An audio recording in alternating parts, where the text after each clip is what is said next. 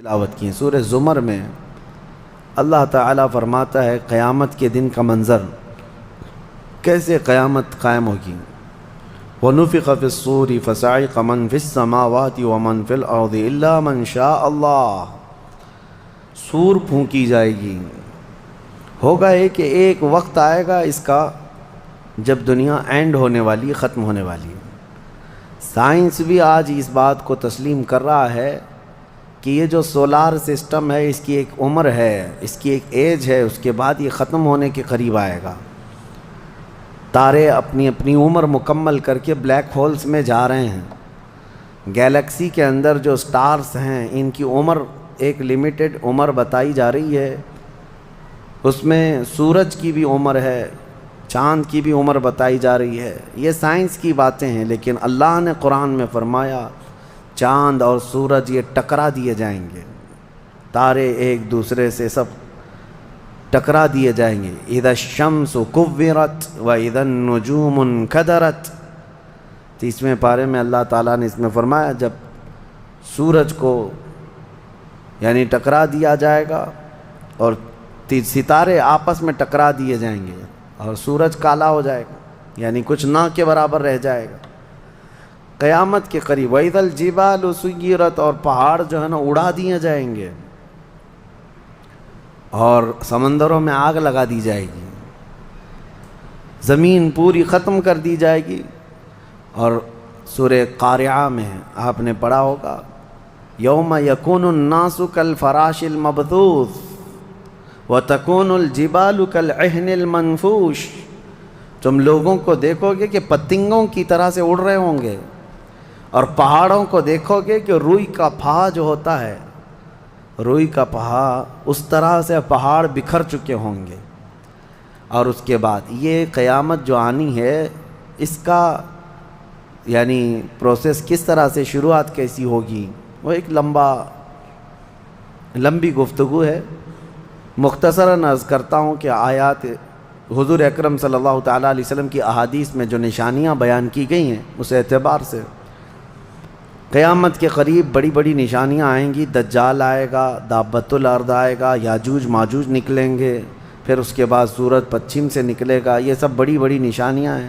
حضرت عیسیٰ علیہ السلام کا نزول اس سے پہلے، یہ سب ہو جانے کے بعد پھر روئے زمین پر سے مسلمان ختم ہو جائیں گے۔ پھر ایک وقت آئے گا کہ جب سب لوگ اپنے اپنے کاموں میں مصروف ہوں گے، کوئی کسی کو پڑی نہ ہوگی، اور پھر دنیا میں سب اپنے اپنے کاموں میں اس طرح سے مصروف ہوں گے، کوئی کپڑا کاٹ رہا ہے، کوئی دودھ دوہ رہا ہے، کوئی کھیتی باڑی میں ہل چلا رہا ہے۔ اللہ تعالیٰ قرآن میں فرماتا ہے کہ تم دیکھو گے ان زلزلۃ الساعۃ شیء عظیم یوم ترونھا تذہل کل مرضعۃ عما ارضعت وتضع کل ذات حمل حملھا۔ اچانک ایک سور کی آواز آئے گی، وہی سور آج ہم نے تلاوت میں پڑھا ہے۔ اسرافیل علیہ السلام اللہ کے ایک فرشتے ہیں، ایک باجے کی شکل کی چیز وہ لے کر کھڑے ہیں، وہ بجانا شروع کریں گے۔ شروع میں دھیمی دھیمی آواز آئے گی اور یہ آواز بڑھتی چلی جائے گی، یہاں تک کہ یہ آواز اتنی سخت ہو جائے گی کہ جو جہاں تھا وہیں کھڑا رہ جائے گا۔ کپڑا کاٹ رہا تھا اس کے ہاتھ سے کینچی گر گئی، جو کھیتی باڑی کر رہا تھا، ہل چلا رہا تھا، وہ وہیں کا وہیں رک جائے گا۔ دودھ دوہنے والا اس کا ہاتھ ویسے ہی رہ جائے گا، یہاں تک کہ حاملہ عورتوں کے پیٹ سے بچہ نکل کر گر جائے گا، جو عورتیں حمل سے ہوں گی۔ اور اس کے بعد پھر ایسی غشی، پھر سب پر موت طاری ہوگی اور زلزلے آئیں گے اور پوری زمین کو ہلا کر کے ختم کر دیا جائے گا۔ یہ قیامت ہے، یہ قیامت ہے۔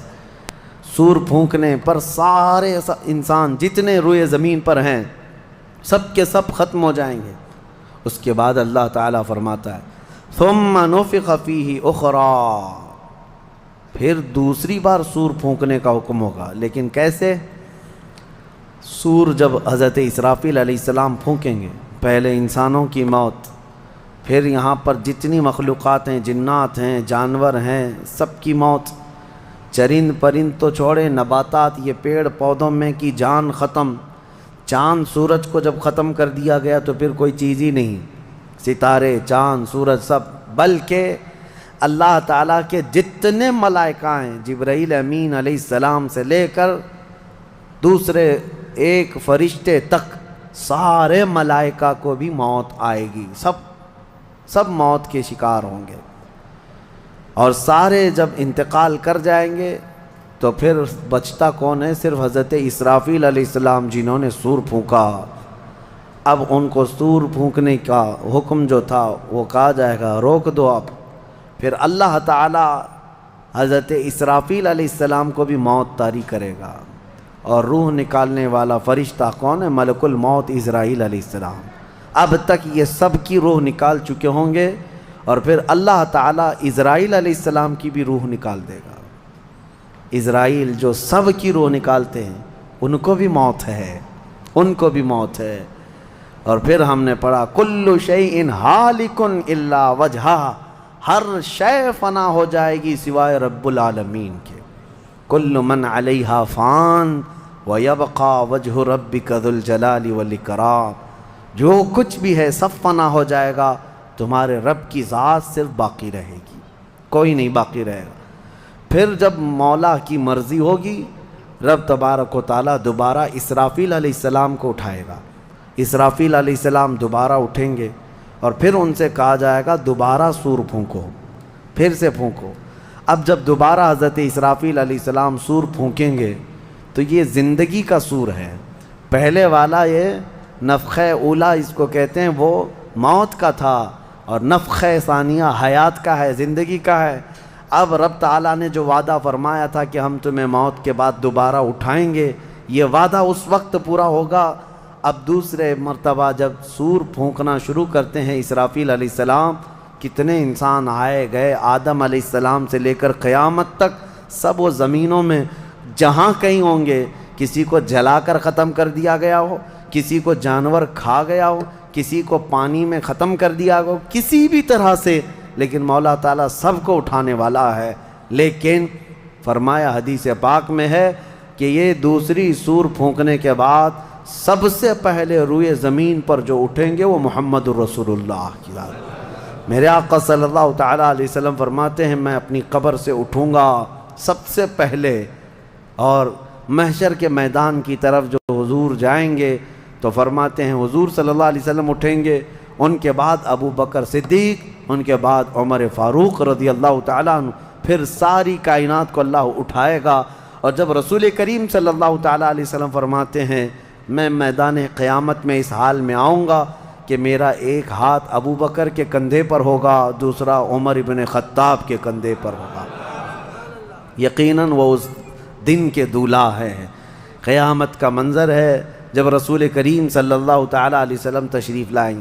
اور اس کے بعد رب تعالیٰ نے فرمایا، سورہ زمر میں 2 آیتیں آئی ہیں، وَسِيقَ الَّذِينَ كَفَرُوا إِلَى جَهَنَّمَ زُمَرًا، اب جو کفار تھے ان سب کو کھینچ کر کے لایا جائے گا میدان قیامت میں۔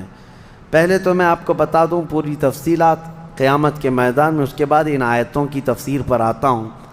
پھر جب سب کو اٹھا دیا گیا تو ایک زمین ہوگی، اب وہ زمین کہاں ہوگی وہ اللہ بہتر جانتا ہے کس جگہ، کیونکہ یہ زمین ہے ہی نہیں، یہ آسمان ہے ہی نہیں، تو پھر اس وقت بنے گا کیا یہ اللہ ہی بہتر جانے۔ کہاں بنے گا، کس طرح بنے گا، اس میں ہم نہ سوچ سکتے ہیں نہ مثال دے سکتے ہیں۔ اب آپ مجھے بتاؤ، یہ جو زمین جس پہ آپ بیٹھے ہیں یہ ختم ہونے والی، کیا رہے گا نیچے؟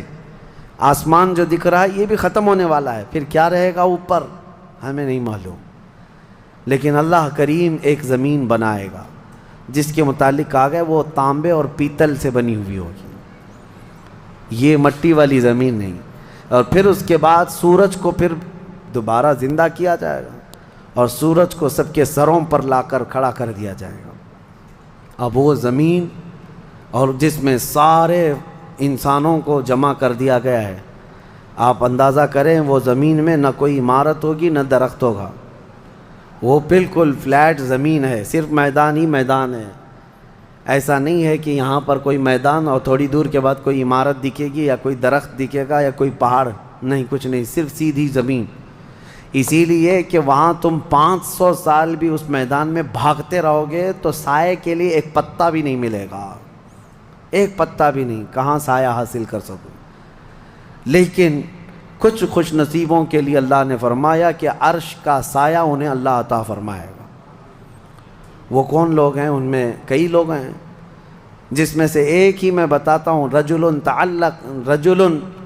تعلق قلبہ بالمساجد، وہ ایسا آدمی جس کا دل مسجدوں میں لگا ہوا ہے، قیامت کے دن اسے اللہ عرش کا سایہ عطا فرمائے گا۔ آپ کی نماز ہو گئی، بیٹھے کیوں ہیں؟ نماز ہو گئی، نماز کے بعد چلے جانا چاہیے، لیکن تمہارا دل مسجد میں لگا ہوا ہے۔ انہی لوگوں کی فضیلت میں ہے، جب قیامت کے دن کوئی سایہ نہ ہوگا، ان لوگوں کے لیے اللہ عرش کا سایہ عطا کرے گا۔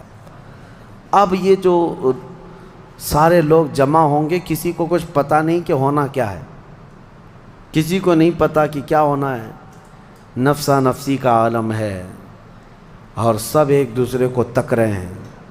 اب یہی مسئلہ ہے کہ سارے لوگ وہاں پہ، کفار بھی ہوں گے، مشرکین بھی ہوں گے، جتنی امتیں پہلے آئی تھی وہ بھی ہیں، انبیاء بھی ہیں، اولیاء بھی ہیں، صلحاء بھی ہیں، صحابہ بھی ہیں، علماء بھی ہیں، سب ہیں، لیکن کسی کو کچھ سوچتا نہیں کہ کیا کیا جائے۔ یہی بے خبری سے پوری مخلوق جو ہے انبیاء کے پاس جاتی ہے۔ انبیاء میں سب سے پہلے ابو البشر سیدنا آدم علیہ السلام سے کہتے ہیں سارے لوگ، آپ تو ہم سب کے باپ ہیں، ہمارے لیے اللہ کی بارگاہ میں سفارش کریں کہ کچھ ہمارے متعلق کیا حکم ہے وہ پتہ چل جائے، ہمیں کہاں جانا ہے، جنت میں یا دوزخ میں، یہ ابھی پتہ چل جائے، حساب بھی نہیں شروع ہو رہا ہے۔ تو آدم علیہ السلام نے فرمایا، وہ فرمائیں گے کہ اے لوگو جاؤ، اس لیے کہ مجھے ڈر ہے اللہ کریم کی بارگاہ میں نے جنت میں وہ ممنوع شجر کا جو پھل کھا لیا تھا، مجھے آج بھی اس کا احساس ہے کہ کہیں رب تبارک و تعالیٰ مجھے اس پر عتاب نہ فرما دے، جاؤ کسی اور کے پاس۔ جتنے نبیوں کے پاس یہ قوم جاتی تھی، وہ انبیاء کرام یہ کہتے آج ہمیں خوف ہے اللہ کریم کی بارگاہ میں، وہ قہار ہے، وہ جبار ہے۔ اور میں نے آج ایک آیت یہ بھی پڑھی ہے سورہ مومن میں، اللہ نے فرمایا لمن الملک اليوم، اس دن یہ آواز آئے گی، آج کی بادشاہت کس کی ہے، آج کی بادشاہت کس کی ہے؟ پھر اللہ خود فرمائے گا للہ الواحد القہار، ایک قہر کرنے والے خدا کی آج بادشاہت ہے۔ اس دن صرف اس کی سلطنت ہوگی، صرف اس کی حکومت ہے۔ انبیاء، ملائکہ سب ڈرے ہوئے ہیں، پتہ نہیں برسوں یہ قوم گھومتی رہے گی مخلوق۔ عیسیٰ علیہ السلام فرمائیں گے کہ اے لوگو جاؤ محمد الرسول اللہ کے پاس، آج وہ تمہاری سنیں گے اور اللہ ان کی سنے گا۔ پوری مخلوق جب نبی کریم صلی اللہ علیہ وسلم کے پاس آتی ہے تو نبی پاک صلی اللہ تعالیٰ علیہ وسلم فرماتے ہیں ہاں میں اسی کے انتظار میں ہوں۔ پھر حضور صلی اللہ علیہ وسلم سجدے میں گرتے ہیں اور اللہ کو منانے لگتے ہیں کہ مولا ہے تو تیرے بندے، تو حساب تو شروع فرما۔ اس کو کہتے ہیں شفاعت کبریٰ۔ یہ کیا ہے؟ شفاعت کبریٰ، بڑی شفاعت، یہ سب کے لیے، کافروں کے لیے، مشرکوں کے لیے، سب کے لیے۔ یعنی حضور کی پہلی شفاعت کس کام کی تھی؟ کہ اللہ حساب تو شروع کرے، یہ شفاعت کبریٰ ہے، حساب شروع کرے مولا تعالیٰ ساری انسانیت کے لیے۔ حضور جب سجدے میں گرتے ہیں اللہ کریم فرماتا ہے ارفع رأسک یا محمد۔ حضور نے یہ فرمایا ہے کہ اس دن میں سجدے میں ایسی ثنا اور ایسی حمد بیان کروں گا اللہ کی جو آج تک کسی نے نہیں بیان کی ہوگی، اور اسی دن مجھے اللہ وہ تلقین بھی فرمائے گا۔ اور جب حضور ثنا کر رہے ہوں گے اللہ فرماتا ہے ارفع رأسک یا محمد، اے محمد صلی اللہ علیہ وسلم اپنا سر اٹھائیے، آپ مانگیے آپ کو دیا جائے گا، آپ پوچھئے آپ کو جواب دیا جائے گا۔ یہ پہلا سوال ہے اللہ کی بارگاہ میں قیامت کے دن، اور پہلا جواب ہے، باقی کسی بندے کو کوئی جواب نہیں تھا۔ اللہ کی بارگاہ میں حضور نے جب یہ عرض کیا تو رب تعالیٰ فرماتا ہے ملائکہ کو جس کی ڈیوٹی تھی، جس کا کام تھا کہ میدان قیامت میں میزان عمل لگا دیا جائے، حساب و کتاب ہوں، سب کے نامہ اعمال ان کے ہاتھوں میں دیے جائیں، سب کو پڑھنے کا حکم دیا جائے. اب حساب کا آرڈر آ گیا، حکم آ گیا، تو لوگ تھوڑی راحت کی سانس لیتے ہیں کہ چلو حساب شروع ہونے والا ہے. لیکن ابھی اتنا آسان نہیں ہے، اتنا آسان نہیں. اب فرشتے لا رہے ہیں سب کے اعمال نامے. لوگوں کو ایسا لگتا ہے اعمال نامہ یہ 4 پنے کا ہوگا. ہاں، جیسے ایگزام پیپر میں فل شیٹ A4 سائز کی شیٹ لے کر کے بیٹھتے ہیں. قرآن میں تو اللہ تعالیٰ نے فرمایا کہ جب نامہ اعمال فرشتے لے کر کے آئیں گے تو کتنے ہوں گے پتہ ہے؟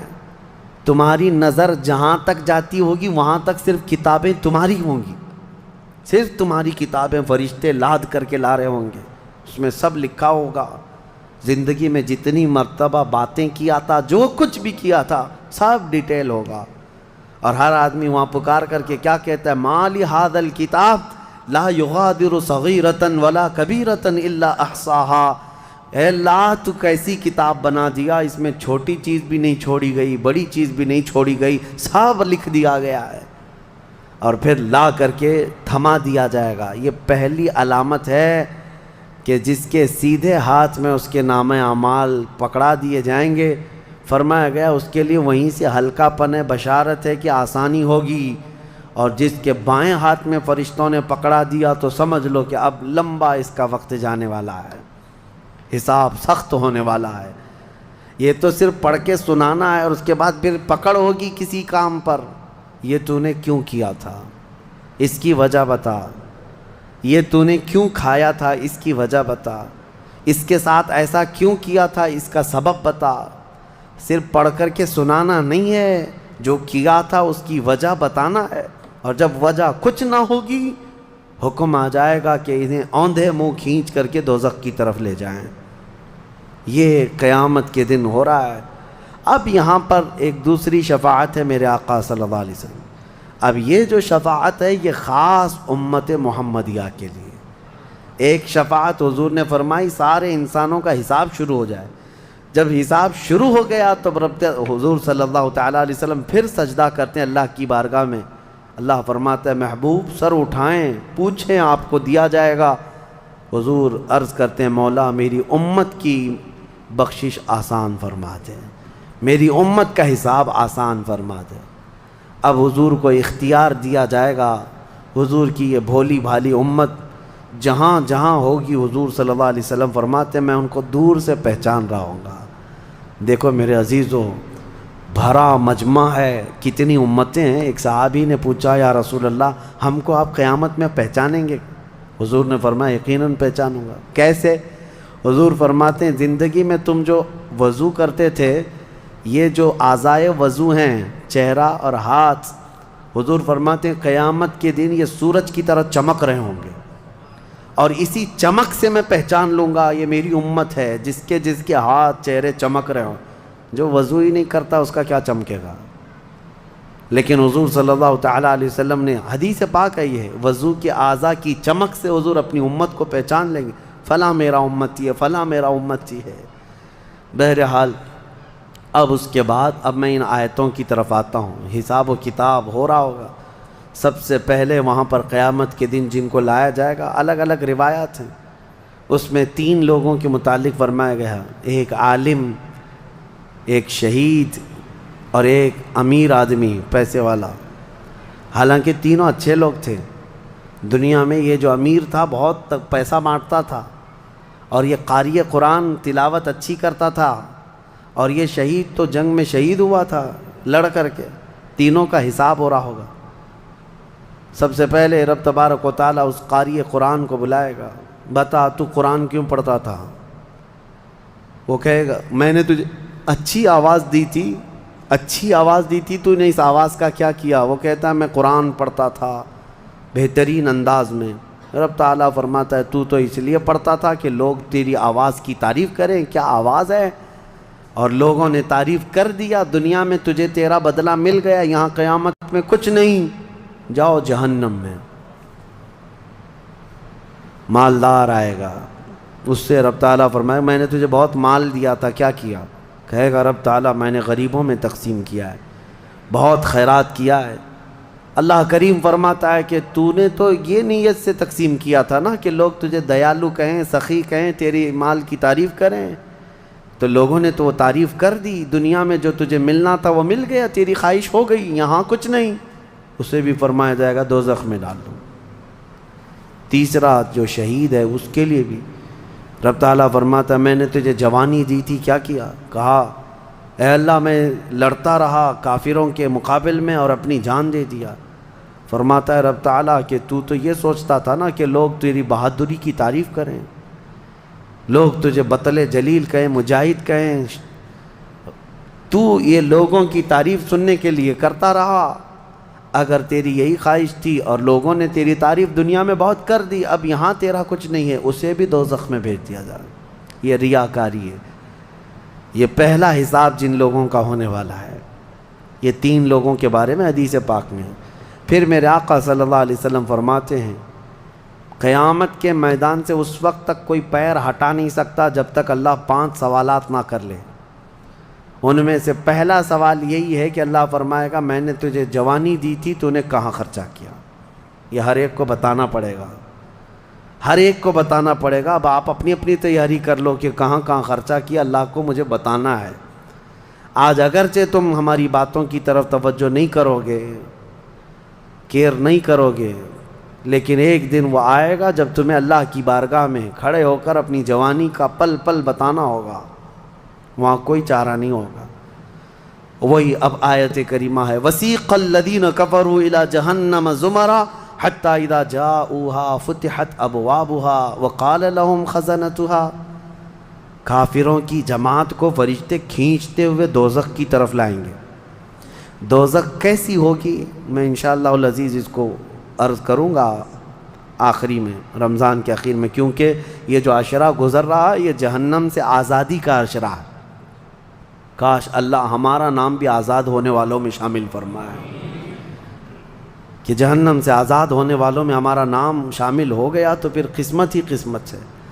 جب لایا جائے گا دوزخ کے کنارے جماعت کی جماعتیں آ رہی ہوں گی، جماعت یہاں پر اللہ نے فرمایا زمرہ یعنی بہت کثیر تعداد میں جماعت کو کھینچ کر کے لایا جائے گا۔ پھر دوزخ کے دروازے کھول دیے جائیں گے، فتحت ابوابها، دروازے کھول دیے جائیں۔ وقال لهم خزنتها، اور جو دربان ہے دوزخ کے دروازے پر حضرت مالک، وہ فرشتے ہیں، بڑے سخت قسم کے فرشتے ہیں، وہ ان سے پوچھیں گے، جو جماعت دوزخ میں ڈالے جانے کے لیے لائی جا رہی ہوگی ان کو پہلے پوچھیں گے الم یأتکم رسل منکم یتلون علیکم آیات ربکم وینذرونکم لقاء یومکم ھذا، اے لوگو کیا تمہارے پاس اللہ کا کوئی رسول نہیں آیا تھا؟ کیا تمہیں اللہ کی آیتیں پڑھ کر کے کسی نے نہیں سنایا تھا؟ یا آج کے دن کے بارے میں تمہیں کسی نے ڈرایا نہیں تھا کہ قیامت آنے والی ہے؟ یہ دوزخ کا فرشتہ لوگوں سے پوچھے گا، قرآن میں اللہ فرماتا ہے۔ تو لوگ کیا کہیں گے؟ قالوا بلا ولکن حقت کلمۃ العذاب، وہ کہیں گے ہاں کیوں نہیں آئے تو تھے لیکن ہم جھٹلا دیے تھے، نبیوں کے پیچھے نہیں چلے، قیامت کے دن پر یقین نہیں رکھے، اور عذاب ہمارے اوپر واجب ہو گیا، ہم جا رہے ہیں۔ قیل ادخلوا ابواب جہنم خالدین فیہا، ان سے کہا جائے گا ادخلوا ابواب جہنم، داخل ہو جاؤ جہنم کے دروازوں میں، خالدین فیہا، ہمیشہ تم رہو گے یہاں پر۔ یہ کافروں کے لیے ایسی آواز آئے گی کہ وہ چیخ مارتے ہوئے دوزخ میں کود رہے ہوں گے۔ فبئس مثوى المتکبرین، اللہ فرماتا ہے کیا ہی بری جگہ ہے، کیا ہی برا ٹھکانہ ہے یہ گھمنڈ کرنے والوں کا، زمین پہ اترانے والوں کا جو اللہ کو نہیں مانتے تھے۔ اب سنیے 1000 سال تک دوزخ میں جلتے کڑتے رہیں گے، پکارتے رہیں گے اے مالک اے مالک اے مالک اے مالک۔ کون؟ جو دربان دوزخ ہے، دربان ہے دوزخ کے دروازے کا، وہ 1000 سال کے بعد سن کر کے پوچھیں گے کیا بات ہے تمہاری، کیا چاہتے ہو؟ کفار و مشرکین کہیں گے کہ ہماری بات کرا دے اللہ سے، ہماری بات کرا دے اللہ سے کہ کچھ ہم پر بھی رحم ہو جائے۔ حضرت مالک کہتے ہیں خدا قہار ہے غضب پر، خدا قہار ہے غضب پر۔ اللہ کریم کی بارگاہ میں بات کرنے کی بڑے بڑے فرشتوں کی ہمت نہیں ہے، کہیں گے ابھی نہیں میں بات کرا پاؤں گا، پھر وہ 1000 سال اور عذاب میں جلتے رہیں گے، چیختے رہیں گے۔ دوسرے 1000 سال کے بعد حضرت مالک پوچھیں گے کیا بات ہے؟ جہنمی کہیں گے کہ اے مالک تو ہماری بات کرا دے اللہ سے۔ آپ کی بار حضرت مالک کہتے میں ہمت کرتا ہوں۔ اللہ قدیر و جبار کی بارگاہ میں عرض کرتے ہیں مولا جتنے بھی دوزخ میں جا چکے وہ تجھے فریاد کر رہے ہیں، وہ تجھ سے بات کرنا چاہتے ہیں۔ اب رب تعالیٰ کی طرف سے جواب آتا ہے حضرت مالک کو، اے مالک ان دوزخیوں سے کہہ دو کہ آج کے بعد رب تبارک و تعالیٰ نہ ان کی طرف نظر فرمائے گا نہ کلام کرے گا۔ لا یکلمہم اللہ یوم القیامت ولا ینظر الیہم، ان کی طرف رب تعالیٰ دیکھنا بھی نہیں چاہتا۔ وہ قدیر و جبار خدا جب دنیا میں ہر دن بلا رہا تھا آجا میرے بندے میرے پاس، آجا میرے بندے میری طرف آجا، ففروا الی اللہ، اللہ کی طرف دوڑ پڑ، نہیں سنتا تھا، ایک دن بھی نہیں سنا۔ اور جہنم میں جانے کے بعد پکار رہا ہے، رب تعالیٰ فرماتا ہے اب اللہ ان کی طرف دیکھنا بھی نہیں چاہتا۔ حضرت مالک جب یہ پیغام سنا دیتے ہیں اللہ کا، جہنم میں ایسی چیخ نکلتی ہے جہنمیوں کی کہ پورا جہنم ہلنے لگ جاتا ہے، کانپنے لگ جاتا ہے ان جہنمیوں کی چیخ سے، کہ اب ان کو کہہ دیا جاتا ہے خالدین فیہا، اب تم ہمیشہ کے لیے رہو گے یہاں پر۔ اسی لیے میرے عزیزو کفر سے ڈرو، کفر سے ڈرو۔ گناہ کرنے کے بعد معافی ہے لیکن کفر کی معافی نہیں۔ اسی لیے اولیاء امت ڈرا کرتے تھے کہ کہیں موت سے پہلے ایمان چلا گیا، کفر پر موت ہو گئی تو کیا ہوگا؟ پھر ہمیشہ کے لیے دوزخ میں جانا پڑے گا، نہ وہاں کسی کی سفارش ہوگی نہ کوئی شفاعت ہوگی۔ شفاعت اور سفارش گنہگاروں کے لیے ہے، کافروں اور مشرکین کے لیے نہیں۔ قرآن میں اللہ نے فرمایا ان اللہ لا یغفر ان یشرک بہ ویغفر ما دون ذلک لمن یشاء، بے شک اللہ تعالیٰ اس کے ساتھ کیے ہوئے شرک کو اور کفر کو ہرگز معاف نہیں کرے گا، اور اس کے علاوہ جو کچھ بھی کیا ہے اللہ سب معاف کرے گا، کفر کو اور شرک کو معاف نہیں کرے گا۔ اب سنیے دوسری آیت ہے وَسِيقَ الَّذِينَ اتَّقَوْا رَبَّهُمْ إِلَى الْجَنَّةِ زُمَرًا، اس میدان قیامت میں کچھ وہ جماعتیں بھی ہیں جو دنیا میں تقوی حاصل کر چکی تھی، فرمان خدا پر چلتی تھیں، ان کی نمازیں ٹھیک تھی، اللہ سے ڈرتے تھے، اپنی راتیں وہ رو رو کر گزارتے تھے، مولا کو پکارتے تھے۔ وہاں قیامت کے دن اللہ ان کے حال یہ ہیں کہ ان کا استقبال ہو رہا ہوگا، فرشتے ان کو سجا کر کے لا رہے ہوں گے، اور وہ بھی جماعت کے ساتھ جا رہے ہوں گے جنت کی طرف۔ تو جیسی وہ پہنچیں گے فتحت ابوابہا، قرآن میں ہے 7 دروازے جنت کے ان کے لیے کھول دیے جائیں گے۔ یہ پرہیزگار لوگ ہیں، یہ تقوی والے لوگ ہیں۔ جیسے ہی جنت کے دروازے کھلیں گے وقال لهم خزنتها، وہاں پر بھی دربان ہے ایک، جنت کے دروازوں کا دربان وہ حضرت رضوان ہے علیہ السلام، وہ فرشتہ وہاں پر ہے، جنت کے دربان ہے۔ جیسے ہی یہ جماعتیں قریب پہنچیں گی دروازوں کے، کیا کہے گا دربان جنت؟ وقال لهم خزنتها سلام علیکم طبتم، مبارک ہو اللہ کی سلامتی ہو تم کو۔ یہ جو ہم سلام کرتے ہیں نا السلام علیکم، یہ جنتی سلام ہے۔ یہ دربان جنت جو داروغہ ہے جنت کے دروازوں کا، وہ سلام کرے گا فرشتہ جو آ رہے ہیں جنت میں، سلام علیکم طبتم، مبارک ہو، خوش آمدید، اللہ کی سلامتی ہو، فادخلوها، آ جاؤ جنت میں داخل ہو جاؤ، خالدین، ہمیشہ کے لیے، اب تم بھی یہاں سے نہیں جاؤ گے۔ اب ہمارے اس چھوٹی سی زندگی میں بتاؤ میرے عزیزوں، اب اندر جیسے ہی جنتی داخل ہوتے ہیں کیسے، سب سے پہلی نعمت کیا ملتی ہے جنت میں؟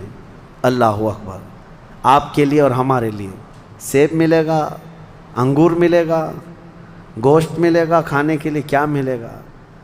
میرے عزیزو سب نعمتیں اپنی جگہ پر، لیکن فرمایا گیا جنتی جیسے ہی جنت میں پہلا قدم رکھتا ہے محمد الرسول اللہ کھڑے ہوں گے، میرے آقا صلی اللہ تعالیٰ علیہ وسلم ہوں گے اپنے امتیوں کے استقبال کے لیے۔ اس سے بڑی نعمت کیا ہے میرے عزیز؟ جنت میں داخل ہو جانے کے بعد اب سورہ واقعہ جب آپ پڑھیں گے تو جنت کا اس میں تذکرہ ہے۔ اللہ نے فرمایا ثلة من الاولین وقلیل من الآخرین علی سرر موضونۃ متکئین علیہا متقابلین۔ وہاں دیوان لگائے ہوں گے، بڑے بڑے محلات ہوں گے جن کی ایک اینٹ سونے کی، ایک اینٹ چاندی کی بنائی ہوگی، پورے زمین پر جو گھاس ہوگی وہ زعفران سے بھی زیادہ ملائم۔ اور اللہ نے کتنی جگہ قرآن میں فرمایا جنات تجری من تحتها الانہار، ایسے باغیچے جن میں نہریں بہہ رہی ہوں گی، اور ایسی نہریں جن کا پانی دودھ کی طرح سفید، شہد سے زیادہ میٹھا اور ٹھنڈا، یہ ٹھنڈے میٹھے پانی کی نہریں جس کو کوثر اور سلسبیل کہا گیا ہے، یہ جنت کے باغیچوں سے ہو کر گزر رہی ہوں گی۔ جنتی جتنے بھی ہوں گے وہاں پر وہ نہروں کے قریب بیٹھے ہوں گے، ان کے چہرے اتنے چمک رہے ہوں گے، وجوہ یومئذ ناظرہ، ایسے چمک رہے ہوں گے، دمک رہے ہوں گے، 14ویں کا چاند ان کے چہروں کے سامنے پھیکا ہوگا۔ یہ جنتیوں کے چہرے ہوں گے، اور وہ اپنے جب جنتی محل میں جائیں گے، ایک محل سامنے ہوگا، دوسرا محل ادھر ہوگا، آمنے سامنے جنتی باتیں کرتے ہوئے بیٹھیں گے۔ یہ قرآن پاک میں اللہ نے فرمایا ان کی خدمت کے لیے غلمان لڑکے بھی ہوں گے، حوران جنت وہ جنتیوں کی خدمت کے لیے ان کی بیویاں وہاں پر بنائی جائیں گی، وہ اتنی حسین اور جمیل خوبصورت ہیں کہ جنتی کے لیے آج تک نہ ویسی خوبصورتی یا حسن دنیا میں کسی نے سنا ہے نہ دیکھا۔ یہ حوران جنت ہر جنتی کو دی جائیں گی۔ اب اس کے بعد جنت میں پہنچ جانے کے بعد تمہارے لیے کیا نہیں ہوگا؟ ایک طبقہ انبیاء کا ہے، ایک طبقہ جنت میں اولیاء کا ہے، ایک طبقہ شہداء کا ہے، ایک طبقہ صدیقین کا ہے، اور پھر جنتی کے لیے قرآن میں ہے جو وہ خواہش کرے گا فرشتے فوراً اس کے لیے وہ حاضر کریں گے۔ جو چیز کی خواہش کرے گا، جس دن تمہاری وہاں خواہش ہوگی کہ مجھے یہاں غریب نواز کا دربار دیکھنا ہے، جنت میں غوث پاک کہاں ہے وہاں جانا ہے، صحابہ میں خلفائے راشدین کہاں ہیں وہاں جانا ہے، انبیاء اکرام کہاں ہیں، شہداء و صالحین کہاں ہیں وہاں جانا ہے۔ جنتی گھوم رہا ہوگا، اور کیا ہی بہتر ہوگا جنتی جب یہ خواہش کرے گا مجھے محمد الرسول اللہ کے محل میں جانا ہے، وہاں بھی اسے پہنچایا جائے گا۔ وہ ہر ایک بڑے سے بڑے انبیاء، صالحین، شہداء اور رسولان اعظام کے ہاں جاتا رہے گا، آتا رہے گا، جاتا رہے گا، آتا رہے گا۔ جنت کی نعمتیں اس کی ختم نہیں ہوں گی، یہاں تک کہ اللہ کریم فرمائے گا حوران جنت کو یہ میرے وہ بندے ہیں جو صرف میری حمد سنتے تھے دنیا میں، اے حوران جنت تم اپنی میٹھی آواز میں اب میری حمد ان کو یہاں سناؤ۔ 100 سال تک وہ حوران جنت انہیں حمد سناتی رہیں گی۔ پھر جنتیوں سے اللہ پوچھے گا پیٹ بھر گیا؟ وہ جنتی کہیں گے مولا اور تیری تعریف سننے کا دل کرتا ہے۔